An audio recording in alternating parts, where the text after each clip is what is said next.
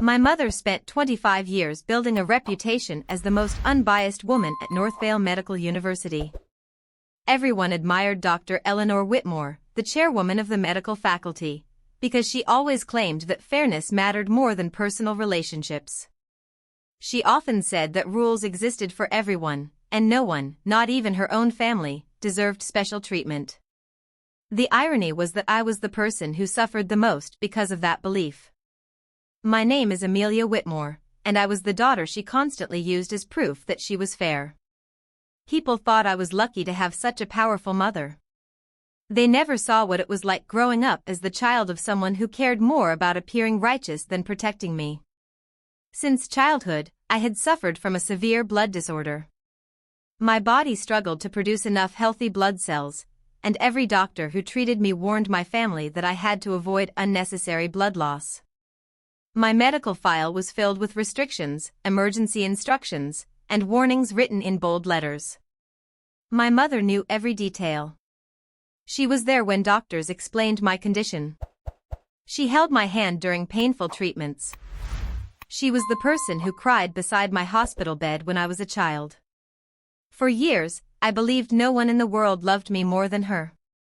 That belief lasted until the morning of Northvale Medical University's annual charity blood donation event. The entire campus was decorated with banners saying "One donation, one life saved."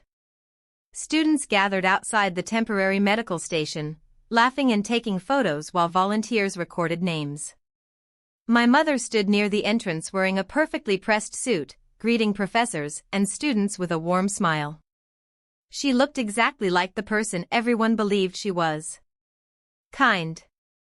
Responsible. Selfless. Then she saw me standing at the edge of the crowd holding my medical exemption papers. Her smile disappeared. "Amelia," she called. "Why are you standing there?" I walked toward her slowly. "Mom, I need to talk to you." Her eyes immediately noticed the document in my hand. "Don't tell me you're bringing that excuse again." My chest tightened. "It's not an excuse. My doctor signed it yesterday. I can't donate blood." She took the paper from my hand, glanced at it briefly, and handed it back. "You know what today is?" "Yes. The university blood drive. And you know everyone is participating." I looked at her, waiting for the mother who used to worry whenever I felt dizzy. She never appeared. "My condition hasn't changed." She lowered her voice. "Neither has my position. I cannot allow people to say my daughter receives special privileges."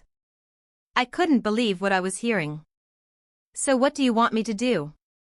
Donate like everyone else?" "Mom, my doctor specifically said enough." Her voice became sharper. Several students nearby turned to look at us. "Do you understand what happens if the dean's daughter refuses to participate? People will say I only care about fairness when it benefits others. They will say I secretly protect my own family. And that's more important than my health?" For a second, something flickered in her eyes. But it disappeared immediately. "Don't make this emotional, Amelia. This is about responsibility." I almost laughed. Responsibility. That word had followed me my entire life. When I won the highest score in the university entrance examination, my mother refused to recommend me for a special scholarship because she feared accusations of favoritism. "You are my daughter," she told me back then. "That means I have to be even stricter with you." When I was selected as the top candidate for a research internship, she gave the opportunity to another student. Again, she said it was necessary to protect her reputation. Every time I felt hurt, she reminded me that sacrifices were necessary for fairness. I always forgave her. I thought she was choosing principles over pride. I never imagined she was choosing strangers' opinions over her own daughter. "Amelia," she said coldly, "sit down and stop creating a scene." The words hit harder than I expected. The students around us were already watching. Some whispered behind their hands. "Isn't that Dr. Whitmore's daughter?" I heard she always gets special treatment. Maybe she's trying to avoid donating. My face burned with embarrassment. Not because I was refusing. Because nobody knew why. They only saw a powerful professor's daughter supposedly trying to escape responsibility.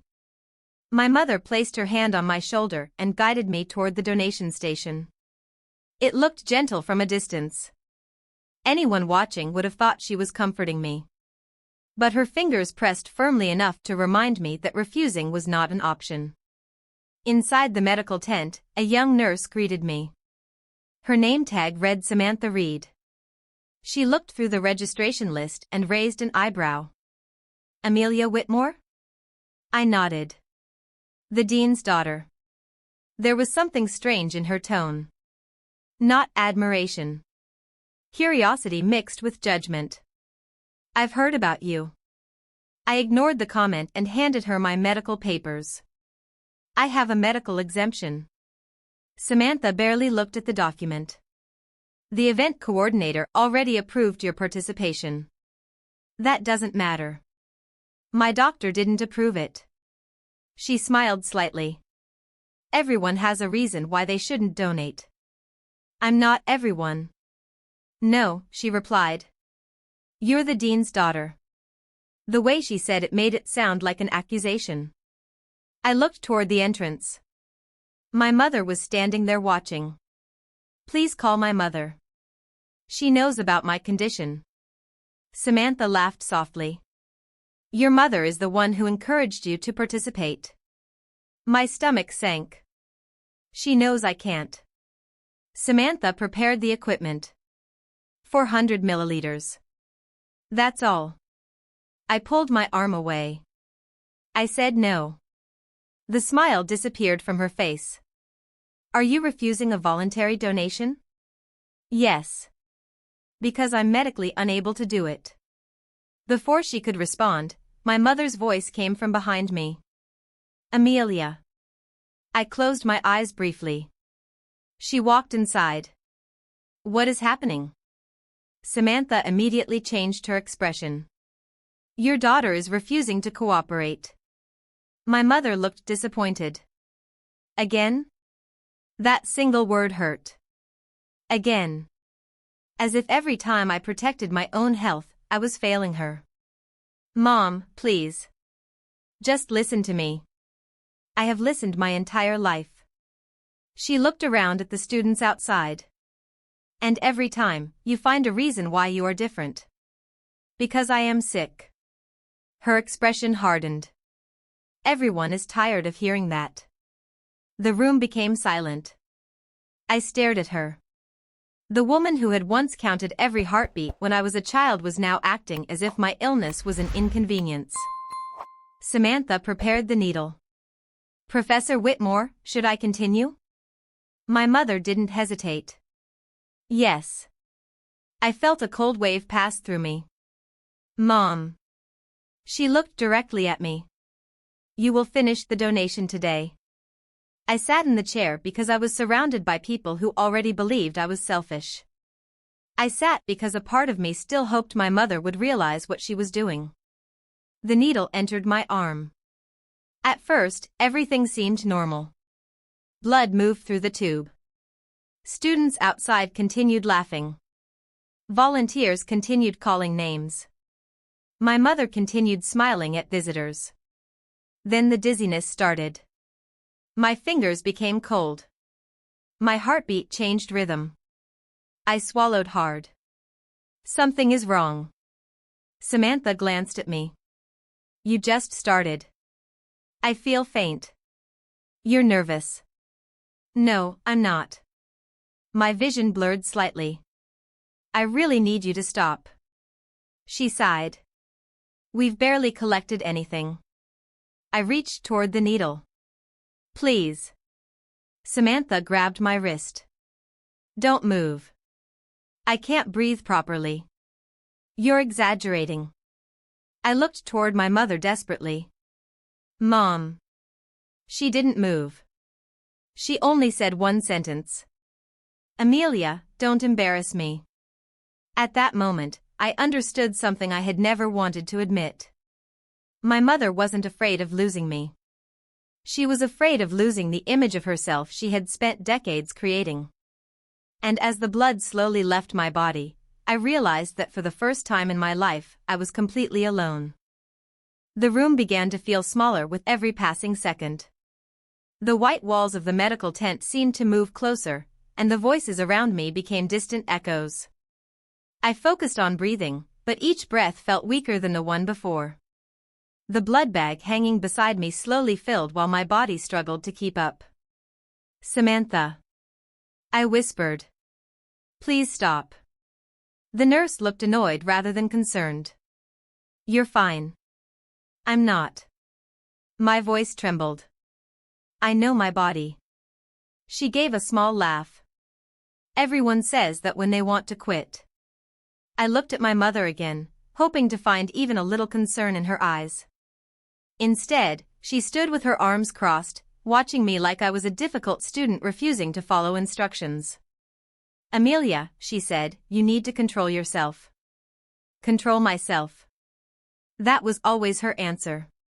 Whenever I was scared. Whenever I was tired.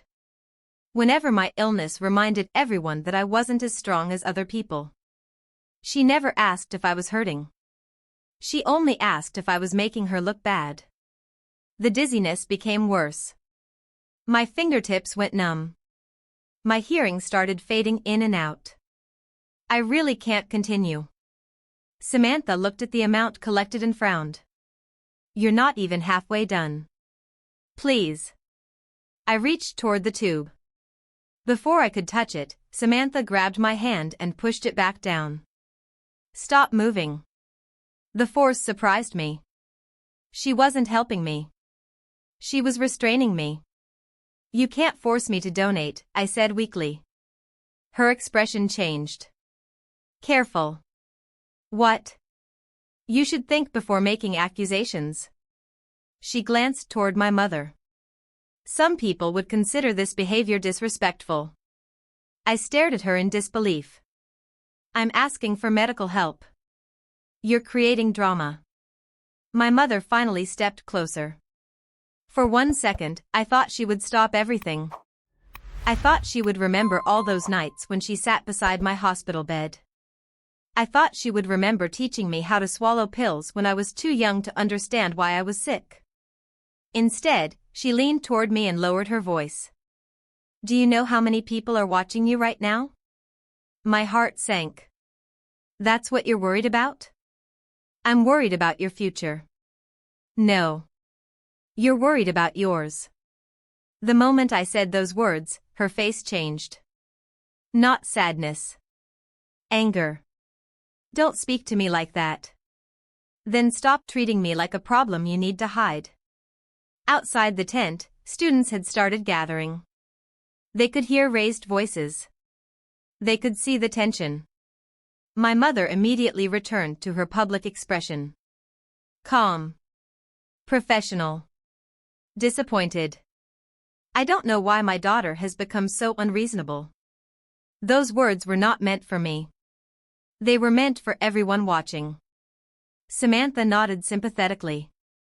"I understand, Professor Whitmore. Some students use their background to avoid responsibility." I felt something break inside me. I had spent years defending my mother. I had told myself she was strict because she cared. I had convinced myself that every sacrifice was proof of her principles. But now I was lying in a donation chair, feeling my strength disappear, while the two people who should have protected me were working together to prove I was the problem.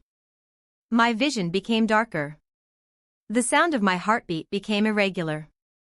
I tried to speak, but my voice barely came out. "Mom." She looked at me impatiently. "What now?" I wanted to say I was scared. I wanted to say I needed her.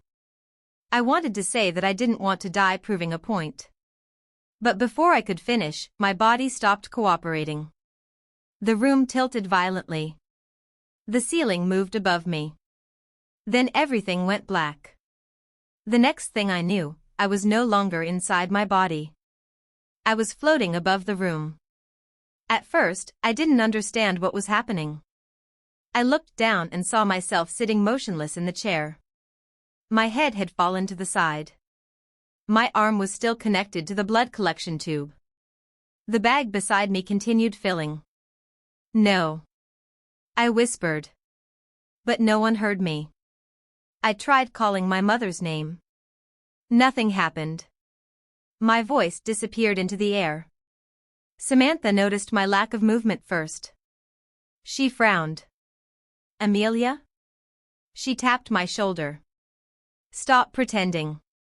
No response. Her expression changed slightly. Not fear.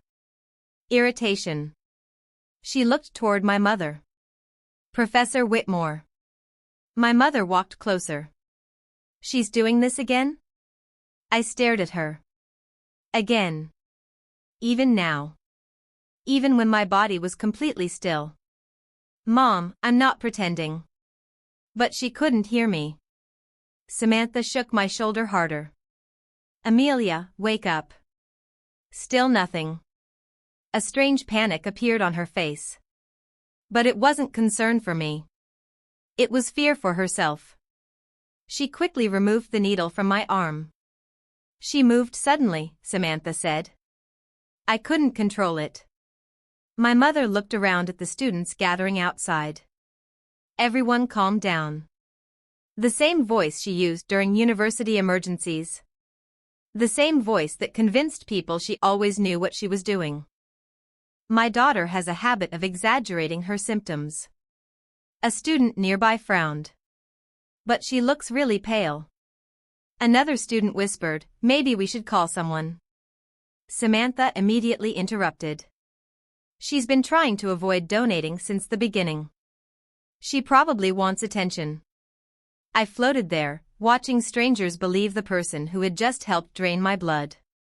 The students who had mocked me earlier now looked uncertain, but nobody wanted to challenge my mother's authority. She was still the respected dean.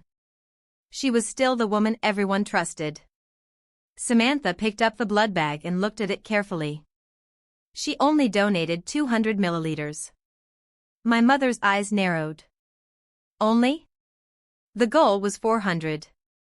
I couldn't believe it. Even now. Even after I had collapsed. The number mattered more than me. My mother looked at my unconscious body on the chair. "She cannot leave this unfinished." My soul froze. "What?" Samantha hesitated. "Professor, maybe we should stop." For the first time, I saw a small amount of fear in her eyes. But my mother shook her head. "No."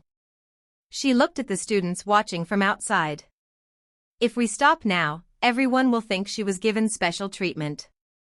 I stared at the woman who gave birth to me. The woman who once cried when I got a fever. The woman who spent years telling doctors she would do anything to keep me alive. And now she was willing to risk my life to protect a reputation. Samantha slowly prepared another needle. "Are you sure?" My mother answered without emotion. "Finish it." The words echoed louder than anything else. Finish it. As if I were a task. A document.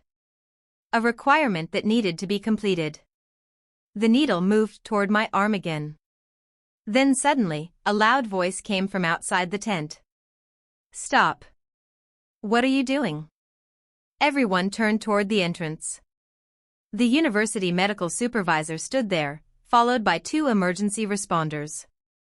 His face changed the moment he saw me. "Why is this student unconscious?" My mother immediately stepped forward. "It's just a misunderstanding." The supervisor looked at the blood bag, then at my pale face. "A misunderstanding?" He walked closer. "Who authorized continued donation after she lost consciousness?" Nobody answered. Samantha lowered her eyes. My mother remained silent. The supervisor checked my condition and his expression became serious. "Call an ambulance immediately." For the first time, I saw my mother's confidence disappear. She looked at my body. Not as a symbol. Not as a problem. As her daughter. But it was too late. The ambulance arrived within minutes. Paramedics rushed inside and began working. Students gathered outside, whispering. The truth was finally beginning to appear. My mother stood frozen as they lifted my body onto the stretcher. She whispered my name. Amelia. I floated beside her, listening. It was the first time all day she had said my name like a mother instead of a dean. But I couldn't answer. I couldn't tell her I was still there. I couldn't tell her I had heard every cruel word. I couldn't tell her that the daughter she sacrificed for her reputation was already gone. The paramedic looked at the monitor and his expression became serious. Her condition is critical. My mother's face turned pale. The woman who had controlled entire departments suddenly looked powerless. As the ambulance doors closed, I watched her standing alone outside the medical tent. For the first time in my life, she looked afraid. But I no longer knew whether she was afraid of losing me, or afraid of everyone discovering what she had done. The ambulance disappeared beyond the university gates, carrying away the body of the daughter my mother had spent years claiming she wanted to protect. I followed behind like a shadow, unable to touch anything, unable to change anything. I watched my mother stand in the middle of the campus courtyard while professors and students surrounded her. Everyone was asking questions. Everyone wanted answers. But she remained silent. For the first time, Dr. Eleanor Whitmore had no perfect explanation. No speech about fairness. No carefully prepared words to convince people she had done the right thing. The woman who had built her entire career on control was watching everything collapse around her. At the hospital, doctors fought to stabilize me. My body had lost too much blood, and my condition had become dangerously unstable. I stood beside the emergency room doors, watching strangers fight harder for my life than my own mother had. Nurses moved quickly. Doctors shouted instructions. Machines beeped constantly. And then I heard the sentence that changed everything. The patient had severe blood-related illness. Why was she allowed to donate? The doctor looked through my medical records with disbelief. This should never have happened. My mother stood outside the room. She heard every word. For several seconds, she said nothing. Then she whispered, "I didn't know it would become this serious." I almost laughed. Didn't know? She knew everything. She knew every warning. Every restriction. Every risk. She had attended every appointment. She had signed medical documents. She knew exactly how fragile my body was. But admitting that meant admitting she had chosen her reputation over her daughter. So she chose denial instead. She has always been sensitive, my mother said quietly. She sometimes exaggerates. The doctor looked at her coldly. Mrs. Whitmore, your daughter's medical records are very clear. This wasn't exaggeration. Those words finally reached her. But by then, I was already somewhere between life and death. Hours passed. Students began sharing what happened on campus. At first, people repeated the same rumors. The dean's daughter refused to donate. She caused trouble. She always wanted special treatment. But then someone uploaded a recording from inside the medical tent. A student had accidentally captured part of the conversation on their phone. The video spread quickly. Everyone heard Samantha saying that I was exaggerating. Everyone heard my mother ordering them to continue. Everyone heard me begging them to stop. The comments changed almost immediately. Wait, she had a medical condition? Her mother knew? Why did nobody call an ambulance earlier? The same people who had judged me began questioning the people who had judged me. The university could no longer hide behind silence. The administration released a statement saying an internal investigation had started. But everyone knew what that meant. They weren't investigating because they suddenly cared about me. They were investigating because the truth had become impossible to bury. The next morning, I opened my eyes. For a brief moment, I was confused. The hospital ceiling above me was unfamiliar. My body felt heavy. My throat was dry. Machines surrounded my bed. Then memories returned. The donation chair. The needle. My mother's cold expression. I tried moving my fingers. Slowly, they responded. I was alive. But something inside me had changed forever. A nurse noticed I was awake and immediately called the doctor. Within minutes, people filled the room. They checked my condition, asked questions, and told me I was lucky. Lucky. That word felt strange. I was lucky because I survived something that should never have happened. My mother entered the room later that afternoon. She looked completely different from the woman I had seen on campus. Her hair was messy. Her face was exhausted. For a moment, I saw the mother from my childhood. The woman who held me when I was sick. The woman who promised nobody would ever hurt me. She slowly walked toward my bed. Amelia. I looked away. She stopped. I was so worried.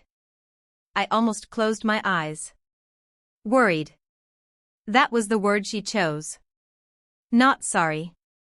Not I was wrong. Worried. Are you?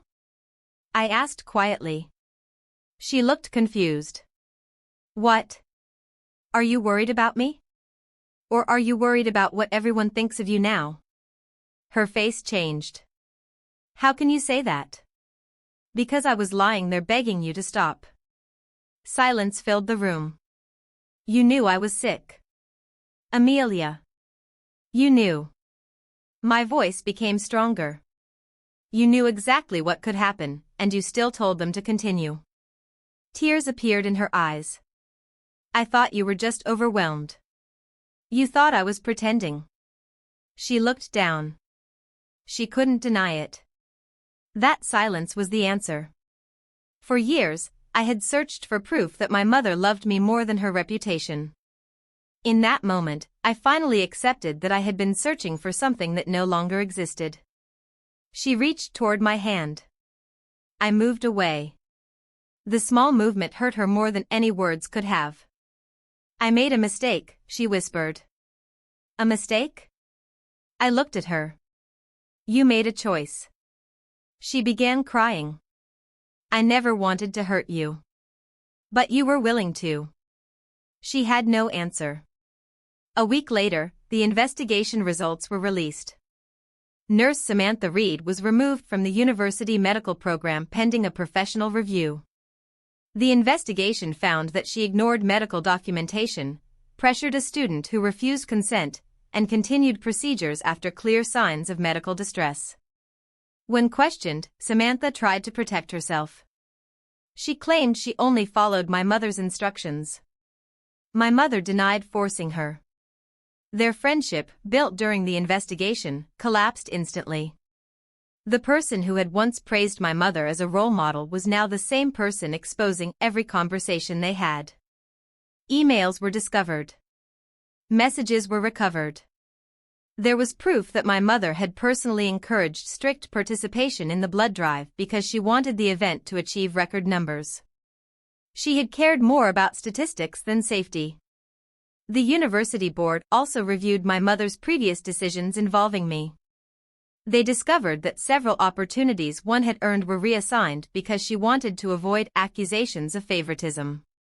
At first, everyone called those decisions noble. But after the investigation, people saw them differently. She had not been protecting fairness.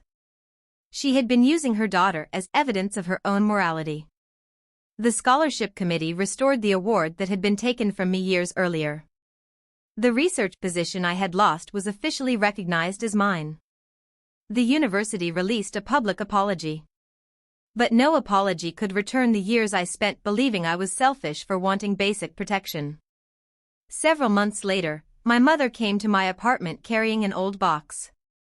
Inside were childhood photos, hospital bracelets, and notebooks filled with memories. She placed them on the table. I kept everything. I looked at the pictures. There was a little girl smiling beside her mother. A mother who once looked at me like I was the most precious thing in the world. Why? I asked. She looked confused. Why did you keep all of this if you could forget what happened? Tears filled her eyes. Because I love you. I looked at her for a long time. Maybe you did. She froze. What does that mean? Maybe you loved the child who needed you. But when I grew up, you started loving the image of being a perfect mother more than the actual person standing in front of you. Her tears fell silently. I was wrong. Yes. Can we fix this? I looked at the woman who had once been my entire world. I wanted to say yes. A part of me still wanted my mother back. But some wounds don't disappear just because someone finally admits they exist. I don't know. She nodded slowly. It was the first honest answer either of us had given. She left without another word. I watched her walk away through the window. I didn't feel happiness. I didn't feel revenge. I only felt peace. Because for the first time in my life, my future belonged to me. My mother spent years teaching everyone that fairness meant treating everyone equally. But she forgot the most important rule of all. Justice without compassion becomes cruelty. A person can lose their reputation and rebuild it. They can lose a position and find another. But a life that disappears because someone wanted to look righteous can never be returned. I survived the day my mother chose her image over me. And from that moment forward, I stopped living to prove that I deserved to be protected. I simply lived because I finally understood that my life was valuable, even when the person who gave it to me forgot.